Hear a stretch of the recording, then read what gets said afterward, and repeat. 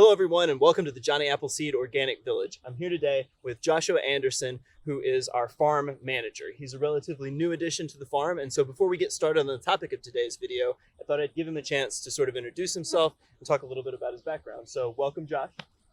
Glad to be here. Tell us a little bit about yourself. So, like you said, my name is Joshua. I'm a permaculture designer and consultant from Melbourne, Florida. I have trained and studied under Jeff Lawton, who is more or less the foremost permaculturist in the world. And I'm super excited to be here and do some cool projects. Josh is a really new addition to the farm, like I mentioned, and one of the great benefits of having somebody new come along is that they often have an eye for things that you might have otherwise missed if you're here day to day. So when he first got here, I think he had a few ideas of ways we could improve our rows. He spent a lot of time on them, and we thought if we had some of these issues, it's very likely that some of you guys might have had them at home too. So the topic of today's video is 3 ways that you can improve your garden rows. And with that being said, I will turn it over to Josh because he's the expert. All right. So when I first got here, I noticed that the garden beds were very steep. They almost came to a point, and they're at almost a 45-degree angle.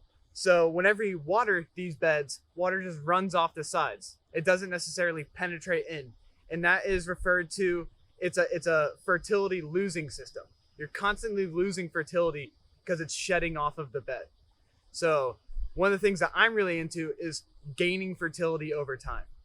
So one of the things that I really wanted to do was to build a fertility accumulating system, to create a system that gets better over time, as opposed to one season, the bed shot, you have to bring something in. So if you notice, what we did here is we widened the bed. The bed is quite wide now, as opposed to being about a 6-inch wide bed. And it has the ever so slightest concave to it. So when you add fertilizers, organic fertilizers, or amendments, they stay in the bed. They're here and they're not gonna go anywhere unless we have a pretty serious event that happens. And then what we wound up doing is we put really thick mulch on the edges of the bed. That acts as a bit of security and stability, because when it does rain here, we get torrential rains, and that has an eroding force on the side of the bed. So the second thing that we wanted to work on was the length of our beds, specifically how far we had to go before we could walk laterally between them. I think when Josh got here, he was a little surprised to see that some of these beds are, I don't even know how many yards long. I mean, they're like 400 feet. They're pretty lengthy for sure. So talk a little bit about your solution for that and kind of where you came up with the idea. Mm-hmm. So for me, walking on a garden bed is like a huge no-no, especially in a clay soil, because clay soils have a really bad habit of compacting. So for me, I thought we have to solve this problem. This is actually one of my first things I thought about when I came here. How do we solve this? So I decided we need to put in some walkthroughs, and we have a basic walkthrough here. Eventually we're gonna slightly bury this irrigation line and take these emitters off and put clogs in there. And that allows us to go this way. Otherwise you have to go really far that way or really far that way. And then in permaculture, there's 3 ethics, and one of them is people care. And if you want to talk people care, it's not really caring to make someone walk this really far that way or really far that way when they have bales of hay or buckets full of produce or things like that. It's a way to help your workers work more efficiently. I like that. Absolutely. Unless you're like me, I like to carry heavy things around for no good reason, but I understand that most people don't think that way, and that's okay.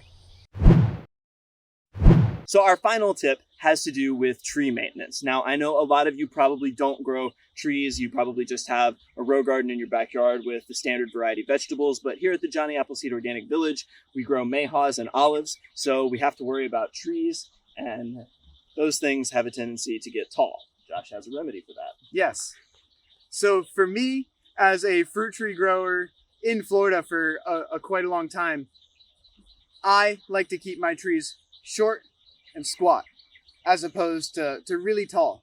And my reasonings for that are, one, it helps you to pick the fruit and pick the fruit efficiently, especially on a mayhaw that has lots of small fruit. If it's really up high, you can't necessarily get to it. And then for maintenance of that tree. One, if a tree is huge, pruning it becomes dangerous. I've been in many situations in many really tall trees that I wasn't very fond of. And then if you have some sort of spray regimen with like compost tea or some sort of fertilization foliar spray, it's a lot easier to spray a tree that's this size as opposed to 15, 20 feet tall. All very good points. And if you're by yourself, if you're just a solo gardener in your yard, my gosh, man, think about how much easier it'll be to do maintenance on your tree if it's the same height you are versus having to get a ladder out and whatever else. Yeah, definitely. Absolutely. One final point about trees, and this is probably the most important point in my opinion, is to not put the mulch on the trunk of the tree.